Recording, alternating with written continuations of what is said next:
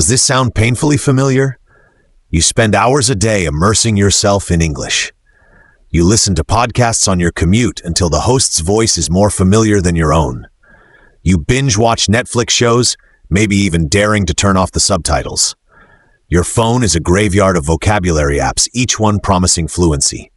In theory, your brain has become a fortress, a massive library of English knowledge. But then, the moment of truth arrives. A tourist asks for directions. Your boss asks for your thoughts in a meeting. A video call with a foreign partner connects. Suddenly, the fortress doors slam shut. The library is locked and you've lost the key. Your mind, once a bustling hub of words, is now a vast, empty desert. The words you know are playing a cruel game of hide and seek, and all that escapes is a crushingly simple, deeply disappointing sentence. You feel a wave of frustration wash over you. If this story is your story, know this: you are not alone. This is the invisible trap that snares 90% of dedicated English learners. They are masters of input, but they are strangers to output. Today, here at the English Listening Lab, we are not just going to talk about this problem. We are going to build a machine to solve it. We will construct the input-output engine, a powerful, dynamic system designed to transform your passive library of knowledge into an active arsenal of skills. This isn't another flimsy tip. This is the architectural blueprint for your breakthrough. This is the strategy that separates the lifelong learner from the confident speaker. Stay with me, because the key to unlocking your fluency is just ahead. Let's begin. Let's start with the first gear of our engine, input. But I want to challenge you to think deeper. Not all fuel is high octane. Many learners fall for the myth of just listen more. They believe that playing English news 24/7 will magically seep into their brains. This is passive input. It helps, but it's just a warm-up. The real workout, the heart of your progress, is active input. And to master it, we need a golden concept from the legendary linguist Stephen Krashen: comprehensible input. Imagine your current English level is I. Comprehensible input is content that exists at level I+1. It's just a little bit beyond your current grasp. You should understand 80 to 95% of it. That remaining 5 to 20% is the magic zone where new learning sprouts. If you consume content you understand 100%, you're just reviewing. If you only understand 30%, your brain will shut down in frustration. Finding your I+1 is your new primary mission. So how do you find this perfect I+1 fuel? Strategize your sources.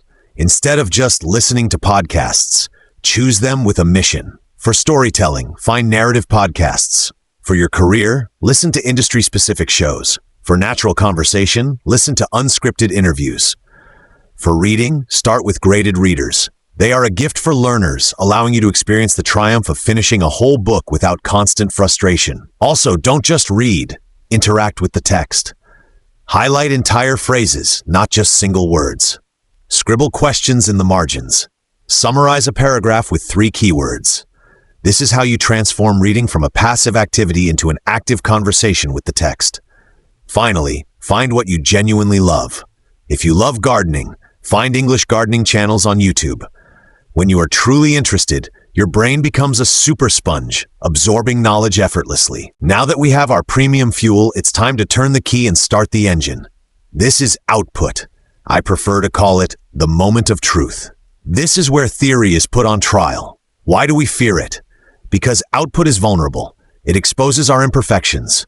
The fear of making a mistake, of being judged, of looking foolish. This is the heavy chain that has shackled millions. Today, we shatter that chain. Let's start with low-stakes output, your private gym. This is your safe zone where mistakes are encouraged. The goal is to get the linguistic muscles moving.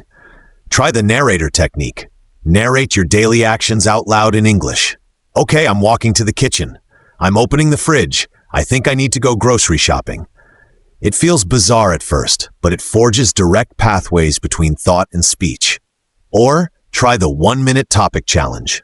Use a random topic generator and speak on that topic for 1 uninterrupted minute. The goal is flow, not flawless grammar. After practicing in your private gym, you'll be ready for high-stakes output, the main event, the job interview, the client presentation. Your low-stakes practice is your training camp for these moments. But most importantly, you must change your relationship with mistakes. A mistake is not a failure. It is a data point. When you say he go to school, it's a flashing red light on your dashboard, a piece of data that says system alert, review third-person singular verbs. It's not a sign of stupidity. It's a GPS coordinate pointing you exactly where you need to work next. Be grateful for your mistakes. They are your most loyal and most honest teachers. Every error is a lesson, a stepping stone on your path to fluency. Embrace them. So what's the right balance? The famous 70% input, 30% output rule is a good start, but I believe in a dynamic ratio that evolves with you. For beginners, the sponge phase, your ratio should be closer to 80% input, 20% output. Your primary mission is to absorb as much comprehensible input as possible. For intermediates, the activation phase, where most of us live, the ratio should shift to 60% input, 40% output. It's time to activate your passive knowledge. You must consciously push yourself out of your comfort zone. For advanced learners, the refinement phase, the ratio can become 50% input, 50% output. You're no longer just trying to communicate. You're aiming for nuance, persuasion, and sophistication. Your level determines your training plan. To make this all work together seamlessly, use the ultimate technique, the topic loop.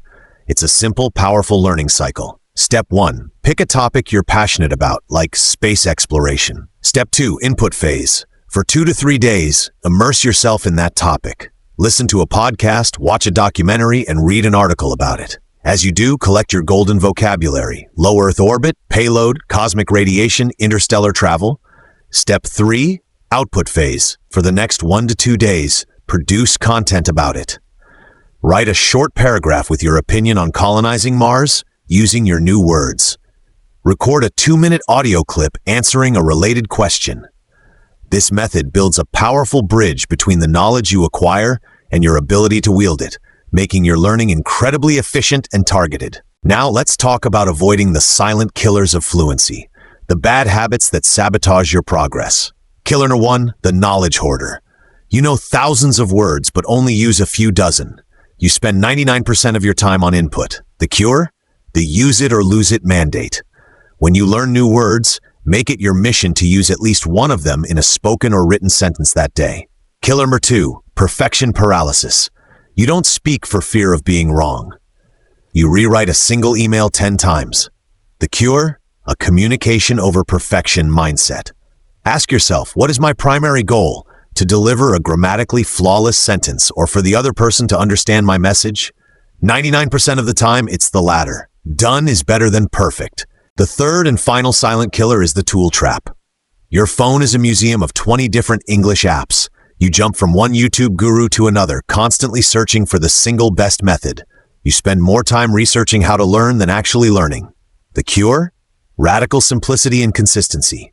Choose one primary podcast, one primary news source, one primary output method, e.g. journaling, and commit to them for 30 days. A good enough method practiced consistently will always crush a perfect method practiced sporadically. Stop searching for magic bullets and start building a simple, sustainable routine. That is the true secret. We have traveled a long road today. We've designed our input-output engine. We've learned how to fuel it, start it, and find its perfect rhythm. But even the most sophisticated machine is just scrap metal if it's left to rust in the garage. The single greatest difference between the learner who remains stuck and the one who achieves fluency is not talent. It's one simple, powerful word: action. Stop waiting until you feel ready. You will never feel 100% ready. The perfect moment is a myth. The perfect moment is now. After this video ends, grab a piece of paper and write down your tiny plan for the week. For example, input: I will listen to a 10-minute podcast every morning. Output: I will write 3 sentences about my day every night. That's it. Start small, but start. And I want you to carry this final, most important message from me at the English Listening Lab. Fluency is not about speaking perfect English. Fluency is the freedom to express the entirety of the real you. Your brilliant ideas, your funny stories, your deepest hopes, your unique personality, in another language. Your voice, your thoughts, they deserve to be heard. Don't let imperfect English silence a perfect idea. Thank you for joining us. If this blueprint has ignited a spark in you, please hit that subscribe button and become a part of the English Listening Lab community. We are here to be your mechanics and cheerleaders. And now for your first active output. Leave a comment below and tell me, what is the one smallest action you will take today to balance your input and output? Keep practicing, keep believing, and I will see you in the next video. Keep learning.